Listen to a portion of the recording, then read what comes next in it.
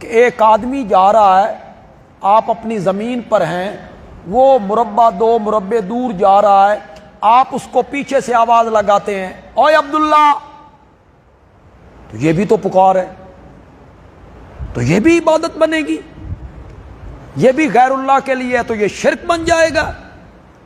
یہ آپ کو دھوکہ دیں گے لوگ کہ ہم دور جانے والے آدمی کو آواز لگاتے ہیں، نام لے کے آواز لگاتے ہیں، او فلاں، یا پھر وہ دھوکہ دیں گے کہ آپ موبائل کے ذریعے وہاں بھچرا میں بیٹھ کر لندن بیٹھے ہوئے بندے سے بات کر لیتے ہیں اور اپنی بات وہاں تک پہنچا دیتے ہیں۔ اتنا چھوٹا سا آلہ ہے، وہاں بھچرا کی بات لندن تک پہنچا دی، لندن کی بات وہاں بھچرا تک پہنچا دی۔ اس آلے چ ایڈی طاقت ہے تے بزرگاں چ ایڈی طاقت بھی نہیں۔ آگے قوم ہے پڑھی پڑھائی، انہوں نے نہ سوچنا ہے نہ سمجھنا ہے، نہ انہیں قرآن کا فہم ہے نہ علم ہے، بس وہ آگے صرف نوٹ نچھاور کرنے پہ بیٹھے ہوئے ہیں اور آگے نعرے لگانے پر بیٹھے۔ تو آپ ذہن میں یہ بات بٹھائیں، ہر پکار عبادت نہیں بنے گی۔ سمجھ آندی پئی ہے کہ مشکل ہو گئی یہ گل؟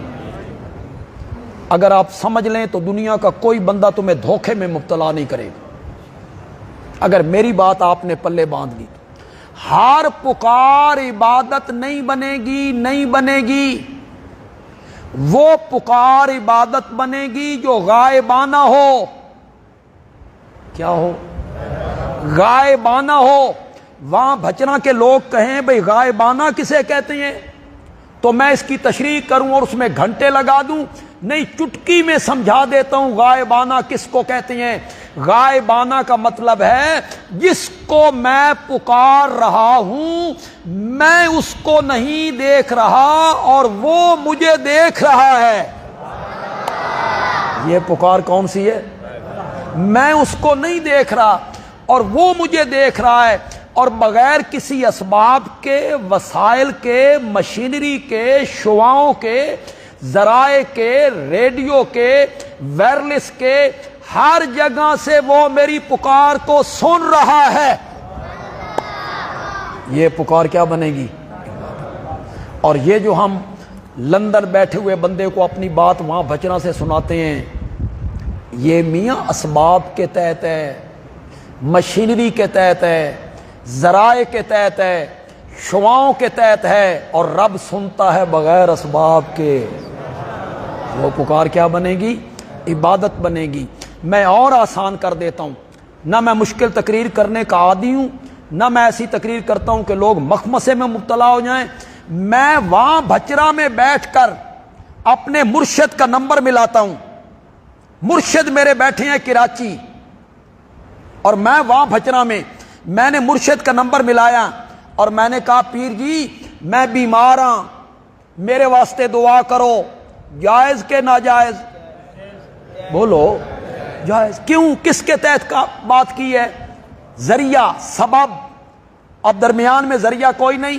میں وہاں بھچرا میں بیٹھ کر کراچی کی طرف منہ کر کے کہتا ہوں پیر جی میں بیمار ہاں، میرے واسطے دعا کرو۔ جائز کہ ناجائز؟ یہ ناجائز ہو گیا۔ آپ مردوں کی بات کرتے ہیں، اتنے زندے بھی نہیں سن رہے۔ وہ جو کراچی میں زندہ بیٹھا ہوا ہے بغیر ذرائع کے، وہ بھی میری بات کو نہیں سنتا۔ ہر پکار عبادت نہیں بنے گی، وہ پکار عبادت بنے گی جو کیا ہو؟ غائبانہ ہو۔ غائبانہ ہو کہ جس کو میں پکار رہا ہوں میں اس کو نہیں دیکھ رہا اور وہ مجھے دیکھ رہا ہے۔ اس کو عربی میں کہتے ہیں دعا مانگنا۔ قرآن نے کئی جگہ پہ کہا قال ربکم ادعونی، تمہارا رب کہتا ہے مجھے پکارو، تمہارا رب کہتا ہے مجھ سے میرے سامنے دعائیں کرو، میرے سامنے دعائیں کرو۔ ادعونی ادعونی استجب لکم، میں تمہاری دعاؤں کو قبول کرتا ہوں۔